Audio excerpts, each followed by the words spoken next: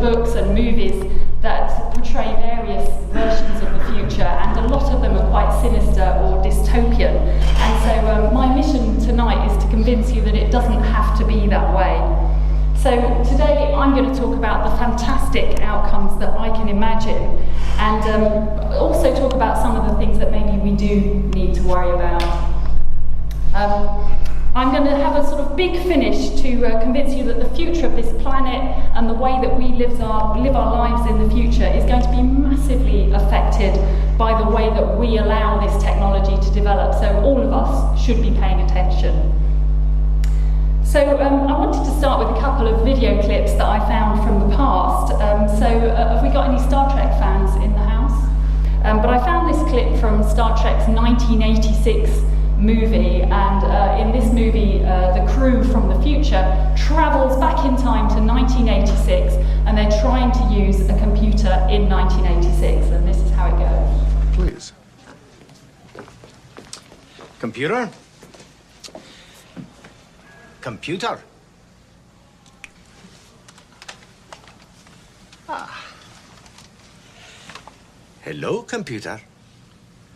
Just use the keyboard. The keyboard? How quaint. And I remember laughing at the idea of talking to a computer. It just seemed absolutely hilarious at the time. And of course, it isn't now. A lot of us do routinely talk to our computers.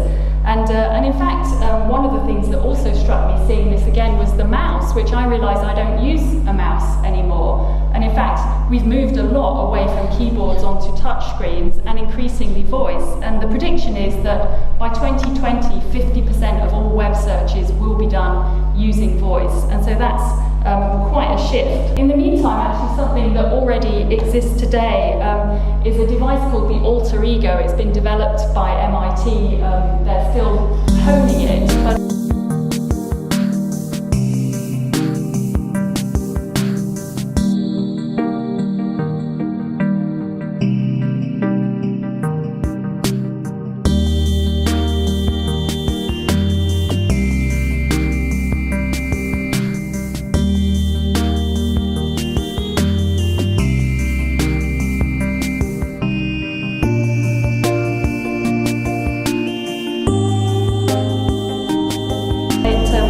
it picks up on neuromuscular signals, so it's not terribly attractive, I think it's fair to say. But this is reading your inner thoughts, so you basically think an instruction and it picks it up. And so the idea of it was that the students at MIT were thinking it's a bit antisocial if you're having a conversation with someone and they say something that makes you want to look something up, and you get out your phone and you have to unlock it and fiddle about, and it's antisocial. And so they thought, wouldn't it be great if you can just look it up inside your head?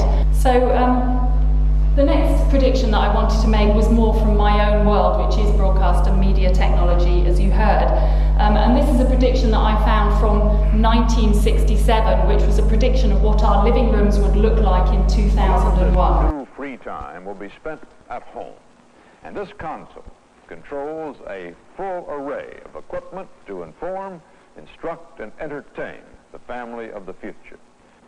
The possibilities for the evening's program are called up on this screen. We could watch a football game, or a movie shown in full color on our big 3D television screen. The sound would come from these globe-like speakers. Or with a push of a button, we could momentarily escape from our 21st century lives and fill the room with stereophonic music from another age.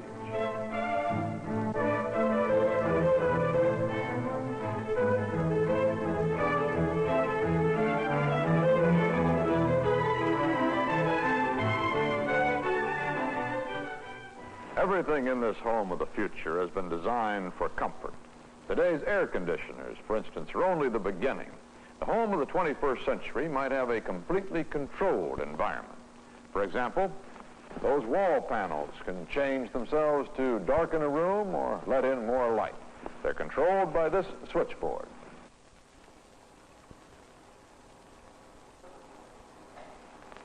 So what I love about this from 1967 is that this guy wasn't so far wrong, really. The thing he got horribly wrong was that enormous piece of furniture, the console, which of course has turned out to be a smartphone, so very different. But actually, what he was talking about was a smart home. So let's talk about smart homes. So you might have started to experiment with smart homes. You can buy things like a connected light bulb in stores, and that allows you to turn your lights on and off when you're away from home. And the same is true for thermostats. You may well have a smart thermostat, and in principle these could be so much more than just a switch. So your thermostat could be looking at the internet to figure out what the weather's doing. It could look in your diary, work out when you're going to come home, and in principle it could talk to next door's thermostat and figure out whether there's any benefit to be had from next door's heating, all as it decides what it wants to do with its own settings. And I've also been reading about smart bins, and it seems that there are hundreds of thousands of smart dustbins all over the world. And the general idea is that you have a sensor in your bin and it can tell how full it is. And then based on your usage patterns, it will be able to predict when your bin is likely to need emptying. And so then it'll work out an optimum schedule for the bin lorry drivers to empty only the bins that need it, and then they can communicate the route to the drivers via an app on their phone. And apparently that works pretty well. And so, of course, you can do all sorts of things if you have a sensor in your bin. Your bin could report to the council whether you're recycling properly or not. It could spot a stolen handbag that somebody's dumped in your bin, or it could monitor the environment in terms of pollution or temperature, things like that. But the thing about any of these types of smart systems is that a smart system will do the best job for you if you let it know absolutely everything about you and your life. And a lot of people are concerned about that from a point of privacy and security. So on the whole, personalised applications need to know a lot about you to deliver a good service. And what we find is that the privacy choices that people make, although you hear a lot of people talking about worries about privacy and security, that on the whole, people will still use these services if it's valuable. You know, I use Tesco online. It has to know a bunch of stuff about me, but it's worth it. I like having my shopping delivered to my door. I use the health app on my phone, and I do use Facebook. And I've wrestled with Facebook. I am quite offended by the extent to which it's raiding my data and my friends' data. I'm offended by the way it's influencing politics through fake news.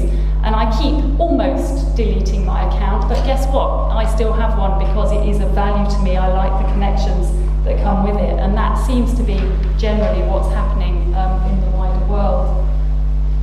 And I'm sure you're aware of the other potential downsides to always being connected.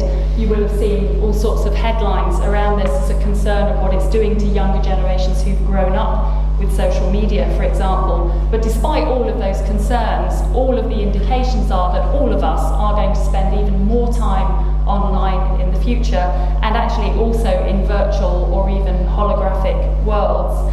And I heard a very famous futurologist, Ray Kurzweil, talking about this, and he was saying that he can see a time when, at the moment for virtual reality, you have to wear those glasses, and he could imagine a time when we don't need those anymore, because he was saying that you can fool your brain quite easily. Think of an optical illusion where your brain is convinced it's seeing something and it's wrong about it. And so Ray Kurzweil's arguing that you will be able to send a signal direct to your brain that sends it pictures of things that are not there, and so you can have virtual reality without the glasses, which is quite kind of, I haven't decided how to feel about that yet, but I agree that it seems really quite possible. And talking about connecting to brains, Elon Musk, the guy that created Tesla and SpaceX, he's recently started a company called Neuralink, and that's all about brain-to-machine interfaces. And initially what he's looking at is using implants to tackle things like depression and epilepsy. And I've certainly seen really good academic trials here in the UK looking at using implants to help people with Parkinson's and seeing if they can help people with paraplegia. So some of that would be fantastic, and I do think once they've cracked those kinds of things, there will be many more machine-to-brain interfaces still to come. But it does raise some ethical questions. Would you have a memory upgrade for your brain if one was available? And if it was available, should it be available on the NHS? And what if it isn't? So talking about connecting brains to machines brings me to the Internet of Things, or the IoT for short. And just looking at that, the Internet, as you know, it looks like it's a single network for the whole planet, and it allows people to collect and exchange information.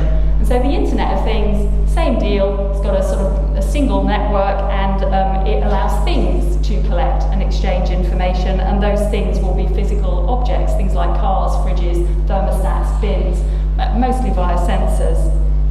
Now, in the middle of 2016, InternetWorldStats.com reckoned there were about 3.7 billion people on the internet, and even in 2016 they thought there were probably more things than people. But the prediction is that by 2020 there will be 50 billion things on the internet, so far more things on the internet than people.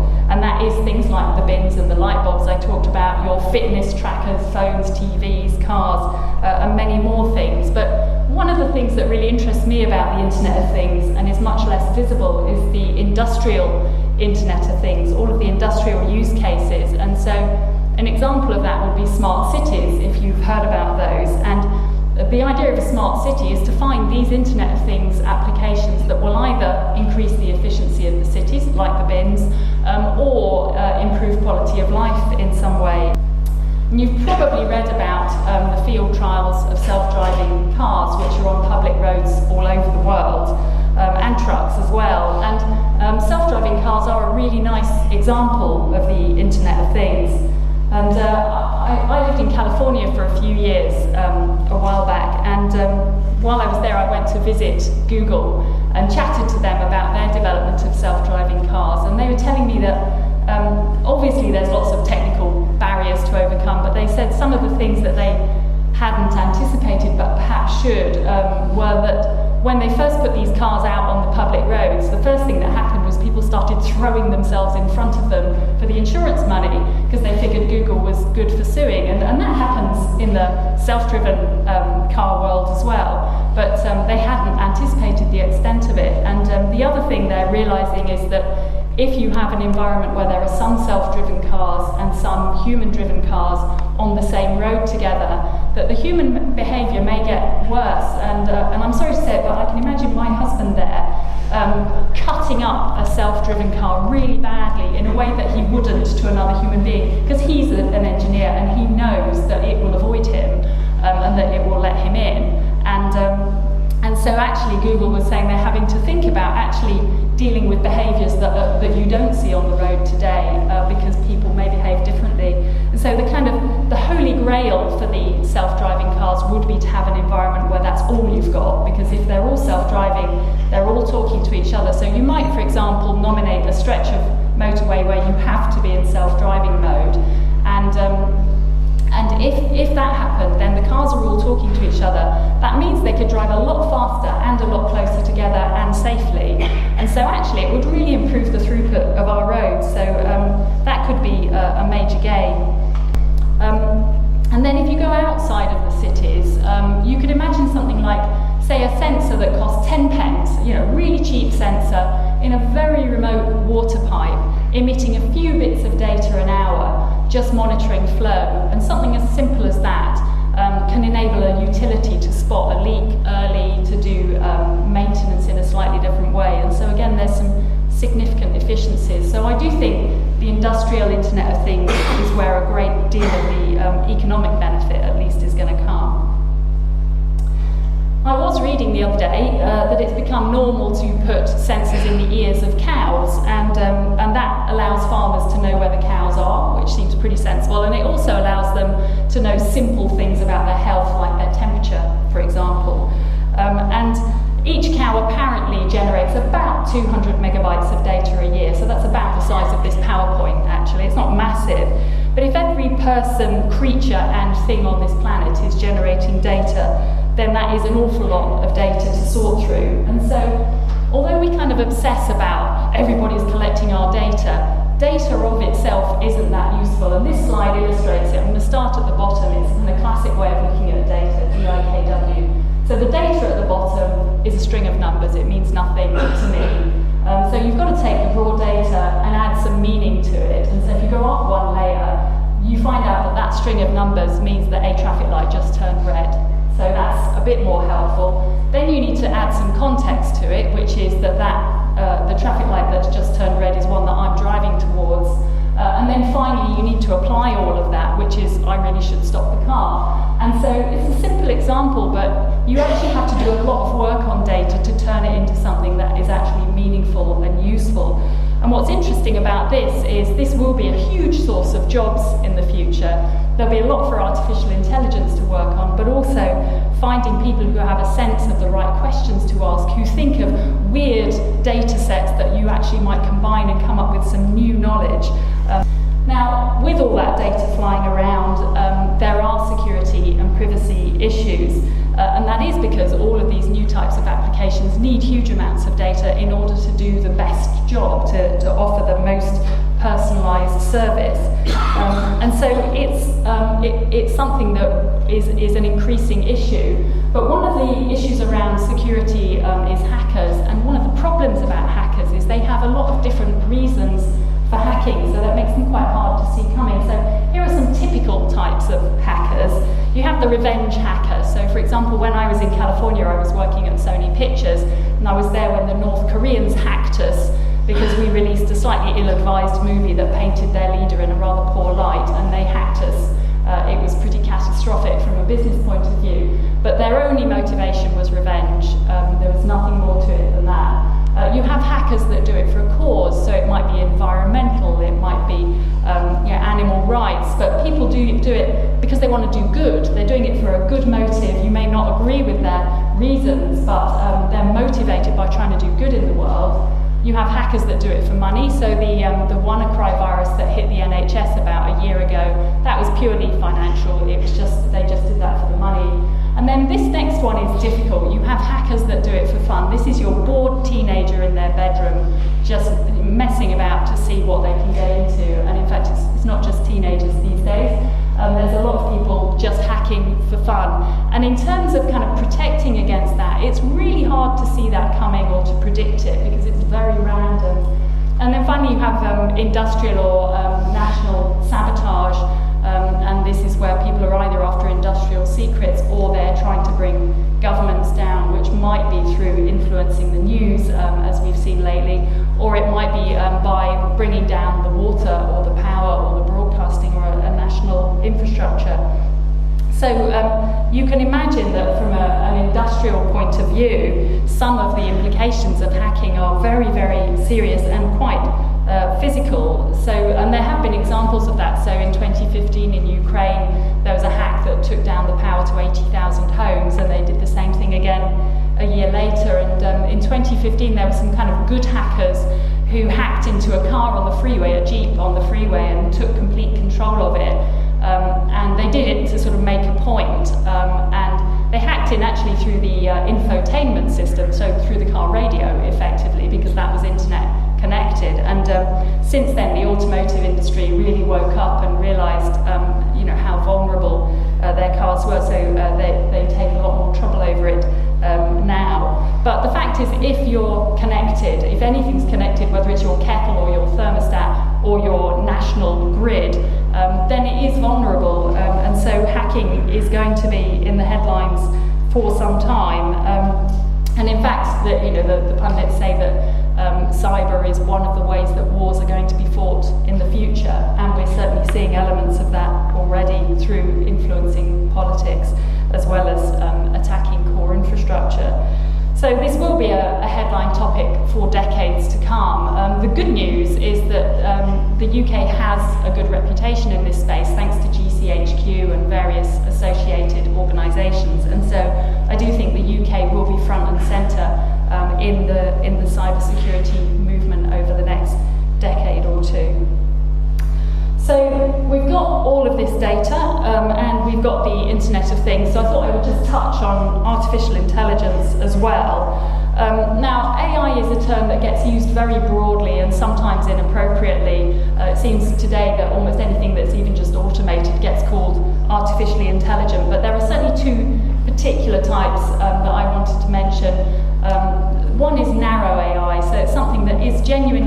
artificially intelligent, but just in one narrow sphere. So a driverless car is narrow AI because it's making its own decisions, it's making decisions based on what it's learned in the past, and it is artificially intelligent. But if I asked my driverless car to poach me an egg or sing me a song, I'm pretty sure it wouldn't know what I was talking about. It would have no way of approaching that problem. So it's just designed to do that one thing. The thing everyone's striving for is artificial general intelligence, or AGI, and the idea of that is almost that you've got a brain, practically like a baby, something that is going to be able to learn to do anything or take on any challenge that you might throw at it. And that is a really hard problem. I haven't yet met an academic or a government or anyone else that thinks we're anywhere close to AGI. And so one of the reasons I wanted to mention it is there's a lot of kind of hysteria and panic around AI, and although there are all sorts of existential questions and concerns around AI, it's worth noting that a lot of the dystopian stuff is about this AGI, when the machines get smarter than we are, and that's a really long way off, so we should just keep that in perspective. Meanwhile, there's a lot of regular narrow AI in use doing good for us, so we should just keep it in perspective as we have that discussion. And I will just touch upon Sophia here, the robot. You may have seen her in the news. In fact, about 6 months ago, Saudi Arabia granted her citizenship, which I have no idea what that was about. But I've met Sophia, and she is slightly surprising because her facial expressions are amazingly realistic, and it's quite an odd experience talking to her. But actually, her conversation is pretty clunky, to be honest. But one of the things that set my brain on fire about her is that the intention of Sophia is that she's a benevolent robot. She's just meant to be a helpful robot. And the dream of its creator is to have millions of them all over the world being helpful. And what's incredible about that when you think about it is that all of those robots would be connected. So if one of them learned something, they'd all know it straight away. And if you think of the kind of cultural, the different things that they would be learning all over the world and how they would just collectively all know that, the rate of learning is extraordinary and slightly terrifying. And so that did kind of blow my mind. But that is in the AGI camp. So as I keep emphasising, we are a way off getting to that just yet. I also thought I'd mention, there's a couple of kind of theories around this, and my pronunciation ain't great, but the moravec paradox, which is basically has concluded that things that as humans we find incredibly easy, AI finds really difficult, and things we find hard, like advanced maths or playing chess, AI finds very easy. And Polanyi's paradox is very similar, which is that a lot of tasks rely on stuff that we struggle to articulate, on implicit knowledge, so catching a ball, or even driving, where there's a bunch of things we're not consciously thinking, but that we know about the way people are moving and behaving that allow us to kind of predict the future. And so a combination of some of the things that are easy for us, like catching a ball or not banging into things, turn out to be really quite hard to put into code for AI. And the fact that that's partly because there's a bunch of things we know that we can't say out loud are part of why it's making it hard to get to the bottom of AGI. In use, there is lots of narrow AI in use, so when your bank calls you and says, we've spotted an unusual pattern of spending, that's AI that will have found that for you. And it's in use a lot in healthcare and law, churning through every known case and kind of coming up with data for doctors and lawyers to use. And that is a nice example of where AI could really augment someone's job and allow them to get on with the caring, creative, interpersonal part of their role. So it has the potential to be really to make jobs much better and much more fulfilling. One emerging problem that we've got with AI, though, is bias. On the whole, AI learns by, you give it a bunch of historical data, it learns from that, and then it applies it to the future, much as we would as humans. And the trouble with all our historical data is that it's filled with racism, sexism, bias of all sorts. And so that's what the AI is learning. And it's kind of frustrating because you would think that machines could rise above all that stuff, that they can make blissfully unbiased decisions. but only if we can find a way of feeding unbiased data. And so there are a number of organisations that are working really hard on this. Another issue around both artificial intelligence and the IoT and automation is the question of what jobs there are going to be for us in the future.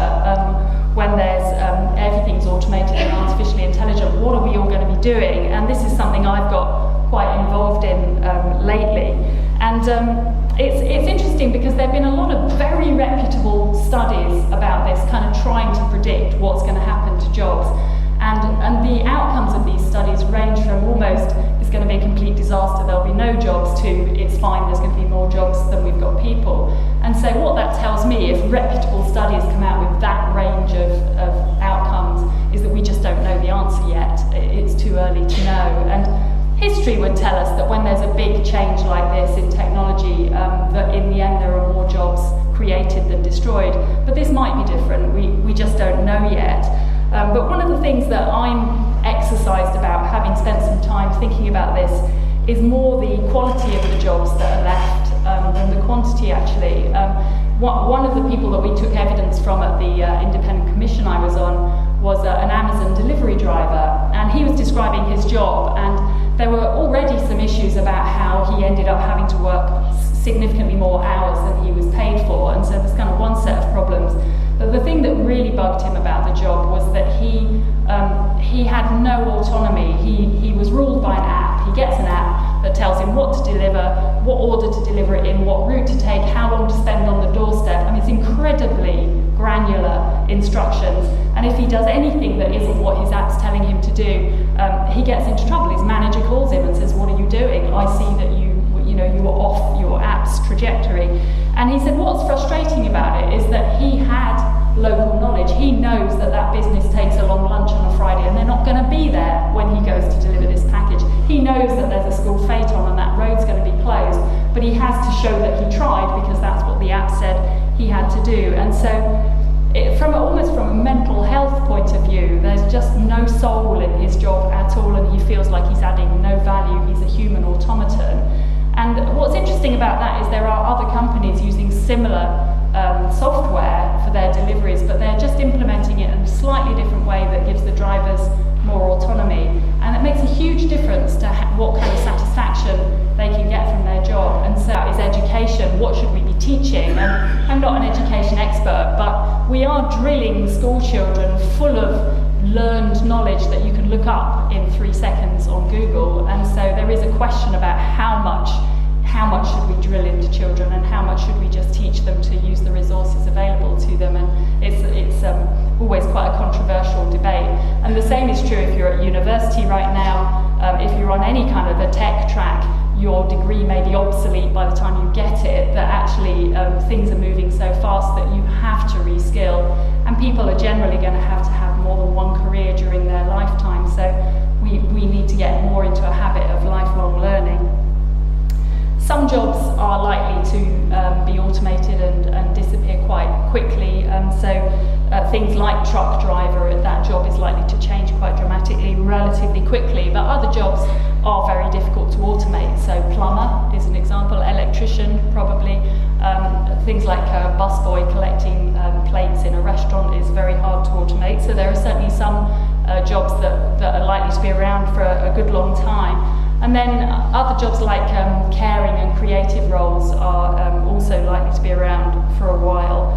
But there's something called the AI fallacy, which is where people like us say, oh no, my job couldn't be automated because there's so much personal judgment and so much intuition involved, so much creativity.